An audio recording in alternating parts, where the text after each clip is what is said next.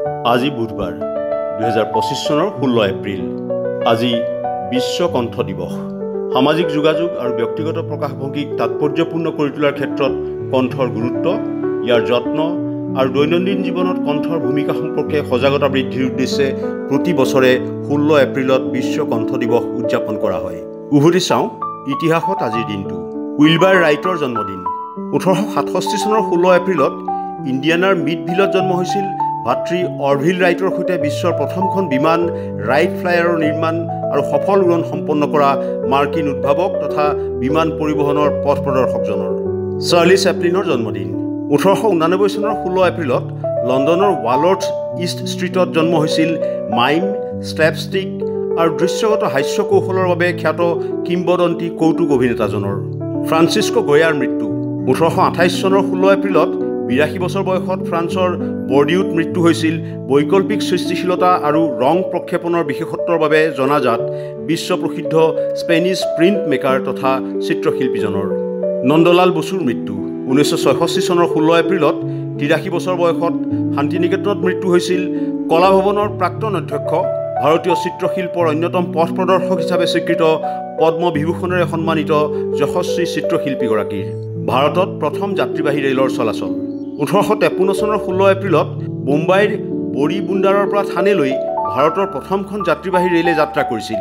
ভাৰতত ৰেল যাতায়াতৰ সূচনা কৰা 14টা বগীৰ এই ৰেলখনে 400 যাত্ৰীসহ 34 কিলোমিটাৰ দূৰত্ব অতিক্ৰম কৰিছিল। নিৰ্বাসনৰ পৰা লেনিনৰ প্ৰত্যাৱৰ্তন। 1917 চনৰ 16 এপ্ৰিলত বলছেভিক নেতা ভ্লাদিমিৰ লেনিন ছুইজাৰলেণ্ডৰ নিৰ্বাসনৰ পৰা ৰাছিয়ালৈ উভতি আহিছিল। অক্টোবৰ বিপ্লৱৰ পূৰ্বে তেওঁৰ এই ৰাছিয়া আগমন দেশখনৰ ইতিহাসৰ এক গুৰুত্বপূৰ্ণ মুহূৰ্ত হিচাপে চিহ্নিত হয়। নেচাৰেল ব্ৰিজ নেশ্যনেল মনুমেণ্ট স্থাপন। 1908 চনৰ 16 এপ্ৰিলত ইউটাৰ আশ্চৰ্যজনক শিলৰ তোৰণ আৰু অনন্য মৰুভূমিৰ দৃশ্যপট সুৰক্ষিত কৰিবলৈ নেচাৰেল ব্ৰিজ নেশ্যনেল মনুমেণ্ট স্থাপন কৰা হয়। ই ৰাজ্যখনৰ প্ৰথমটো ৰাষ্ট্ৰীয় কীৰ্তিচিহ্ন হিচাপে পৰিগণিত হয়। বিমানেৰে ইংলিছ চেনেল পাৰ হোৱা প্ৰথম মহিলা। 1912 চনৰ 16 এপ্ৰিলত মাৰ্কিন বিমান চালক হেৰিট কুইম্বি বিমানেৰে ইংলিছ চেনেল পাৰ হোৱা প্ৰথম মহিলা হিচাপে পৰিগণিত হয়। ইংলেণ্ডৰ ডোভাৰৰ পৰা ফ্ৰান্সৰ হাৰ্ডেলটলৈ ব্লেৰিয়ট মনোপ্লেনখন চলাই যাওঁতে ঘন কুঁৱলী আৰু মেঘৰ বাবে নেভিগেশ্যন কম্পাছৰ ওপৰত নিৰ্ভৰ কৰিছিল। ইউৰোপীয় অৰ্থনৈতিক সহযোগিতা সংস্থাৰ প্ৰতিষ্ঠা। 1948 চনৰ 16 এপ্ৰিলত পেৰিছত ইউৰোপীয় অৰ্থনৈতিক সহযোগিতা সংস্থা প্ৰতিষ্ঠা হৈছিল। দ্বিতীয় বিশ্বযুদ্ধৰ পিছত ইউৰোপীয় দেশসমূহৰ অৰ্থনৈতিক পুনৰুদ্ধাৰৰ বাবে আমেৰিকাৰ মাৰ্শ্বাল পৰিকল্পনা অনুসৰি ইয়াক গঠন কৰা হৈছিল। মাইকেল জৰ্ডানৰ অন্তিম খেল। 2003 চনৰ 16 এপ্ৰিলত বাস্কেটবল ইতিহাসৰ শ্ৰেষ্ঠ খেলুৱৈ হিচাপে গণ্য কৰা মাইকেল জৰ্ডানে নেশ্যনেল বাস্কেটবল এছ'চিয়েশ্যনত অন্তিমখন খেল খেলে। 76 আৰ্চৰ বিৰুদ্ধে এই খেলখনত 15 পইণ্ট সংগ্ৰহ কৰি দৰ্শকৰ বিপুল অভিবাদনৰ মাজেৰে তেওঁৰ কিংবদন্তি কেৰিয়াৰৰ অন্ত পেলায়।